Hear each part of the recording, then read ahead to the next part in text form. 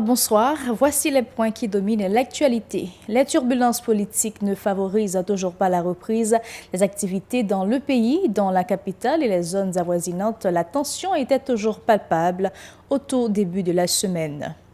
Des parents d'élèves pas contents de la persistance de la crise politique qui paralyse les activités scolaires sur tout le territoire national depuis plus de mois. Ils appellent les protagonistes à résoudre leurs différends. Des organisations de la société civile se proposent de contribuer à la résolution de la crise. Elles ont mis sur pied une nouvelle structure baptisée Passerelle pour faciliter le dialogue intersectoriel. À l'étranger en Équateur, le gouvernement et les indigènes sont parvenus à un accord en vue de dénouer la crise née de la décision de l'administration Moreno de majorer les prix de l'essence. Hong Kong, des dizaines de milliers de personnes de nouveau dans la rue lundi pour réclamer le soutien de la communauté internationale, en particulier celui des États-Unis. Restez branchés pour plus de précisions.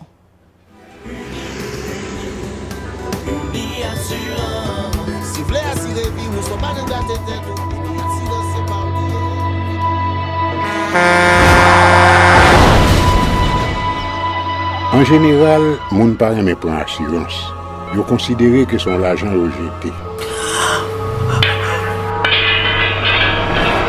Et pourtant, l'argent assurance te doué dans budget ou à côté l'argent caille avec l'argent mangé. Li là pour les deux traverser un mauvais pas.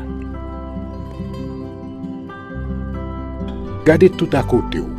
Ouais comment gros problème qu'on entre sur monde sans attendre. Mandez Dieu pardon, ça qu'arrive au tout. Une assurance dit ou précaution pas capon. Les malheurs arrivés, les faux amis flair saison a fait comme si on pas de jambe connaît.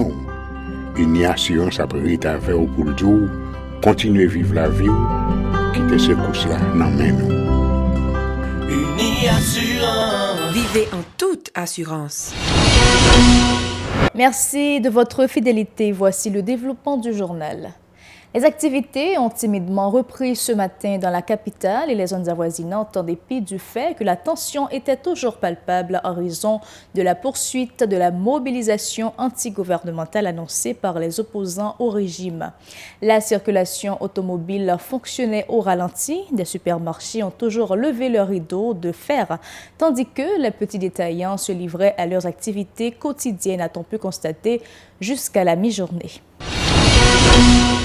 Des parents d'élèves interrogés dans un micro-trottoir se prononcent favorablement pour la reprise d'activités scolaires sur tout le territoire national, paralysé depuis plus d'un mois. La fermeture forcée des établissements scolaires n'est pas sans conséquences psychologiques sur les enfants, faut remarquer ces citoyens également tourmentés par la crise qui secoue le pays.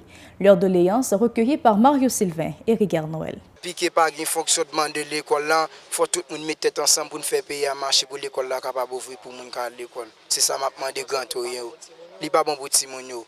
Chaque jour pas ka lever manifestation et ça ka fait ti moun yo vinn penser mal. L'école là, ti moun yo ite gen ti moun qui pral subir examen l'état.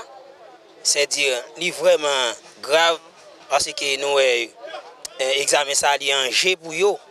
Et ça fait nous sentir nous frustrés. Parce que tout le monde était gain et surtout pour professeur et tout gain monde c'est dans l'école là yo fait ti kobio puis yo t'a sorti puis yo al dégager yo kounya yo senti yo pas ka faire rien gain qui perdit n'importe mais yo pral perdre 2 mois là et gain qui nan fait m'ka faut t'a payer kounya là pays a nous pas dans qui fond la tomber là nous senti des problèmes parce que pays a bloqué de toute façon bloqué. Nous sentons des problèmes comme de parents, nous sentons bouleversés, et pas seulement qui bouleversent, tous les parents sont bouleversés, parce que tout le monde net. Parce que si que petit ne parle l'école, petit ne parle pas l'école, nous sentons que les bâtiments, grand vient pire. Pas de manger pour tout le monde manger. Et papa, par contre, dans le monde qui est sur place là, c'est parce qu'il a qu'à Par ailleurs, ces Port-au-Prinsiens invitent les protagonistes à trouver un terrain d'entente en vue de juguler la crise et permettre au pays de retrouver le calme et la stabilité. Écoutons-les toujours au micro de Mario Sylvain et Rigard Noël. Le pays a débloqué. Pour débloquer, c'est tout le monde pour mettre tête ensemble pour la crise là. C'est haïtien ou c'est il faut qu'on mette ouais, j'en aveu là pas bon. Moi-même, depuis me fait, Il faut que nous mettions nous ensemble. Et ça fait nous-mêmes haïtiens. Nous demandons président pays, où est côtoyer, où est que soit fait, pour conscience. Ou même demander pour papa Jovenel comme papa, parler à petite. Mais premier conseiller Jovenel, c'est Martine Moïse. Martine Moïse parle à Marie. Nous demandons pour chef l'État pour capable prendre une décision. Vous comprenez? Pour prendre une décision. Ça veut dire qu'il faut capable identifier le bien et le mal. Il faut comprendre, même un petit ou la caillou, l'elle soif de l'eau, même son petit monde, ils font un geste quand même pour dire soif de l'eau.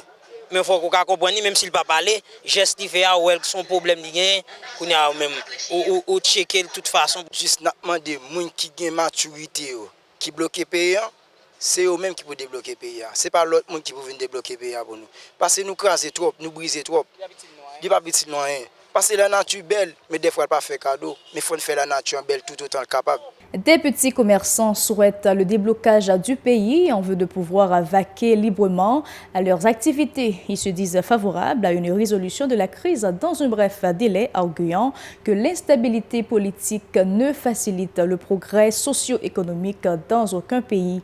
Cette petite commerçante qui s'exprimait au nom de ses pairs en a profité pour dénoncer l'insécurité qui nuit au bon fonctionnement du pays. Elle a mis l'accent sur les agissements des bandes armées qui les terrorisent à l'entrée sud de la capitale. Ces propos recueillis par Johanna Faustin et David Mercius. Haïti non chaos, hostique, côté moun baka supporter, côté moun baka manger, moun baka boire, même sommeil ou pas gain. Pas droit petit dormir ou tendre coup de balle dans oreille. Par contre si c'est bandit, par contre si c'est la police. Je dis pas gain la paix, non aucun quartier défavorisé. Pas gain la paix, non aucun quartier populaire. Mais je dis est-ce qu'il peut vivre comme ça non? Est-ce qu'il peut vivre à un tel gouvernement comme ça non? Nous même nous pas gain personne pour nous défendre nous. Nous pas gain nul droit que pour nous faire rien dans le pays là.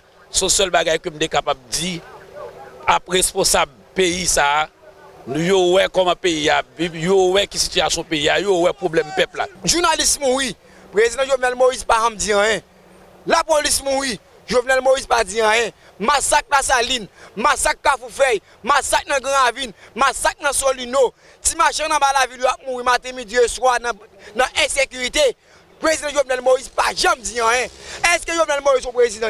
Non. Nous-mêmes, nous allons connaître Jovenel Moïse. Nous révoquons le mandat Jovenel Moïse. Là. Plusieurs organisations de la société civile ont mis sur pied une nouvelle structure à baptiser Passerelle dans l'optique de faciliter le dialogue entre le pouvoir et tous les secteurs de la vie nationale et trouver un dénouement à la crise.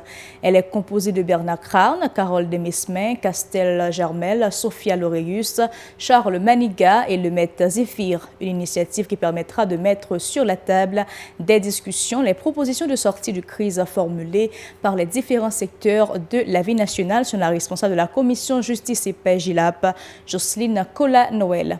Elle était l'invitée de Pacifique Matin. Écoutons ses propos. Alors, il y a acteurs politiques, donc il y a différentes structures politiques ou bien regroupements politiques et qui ont même gagné une position sous crise là. Il y a tout, et on est capable de dire, des secteurs, différents secteurs dans la société qui ont même gagné l'idée, des propositions, de façon, ils sont capables de faire. Donc, nous, tout dans le texte là, il y a différents chambres de commerce qui sont même tout d'accord avec l'idée ça. Donc, différents acteurs, c'est eux-mêmes qui ont discuté entre eux pour connaître qui méthode ils apprennent pour être capable de faire ce travail là. Par ailleurs, Jocelyne Kola-Noël préconise la fusion de toutes les commissions pour parvenir à une structure solide et crédible, ce qui représentera, selon elle, un pas important vers l'entente nationale nécessaire à la transformation d'un paysage socio-économique et politique du pays. Jocelyne Kola-Noël. C'est venu le moment de vous présenter l'actualité internationale.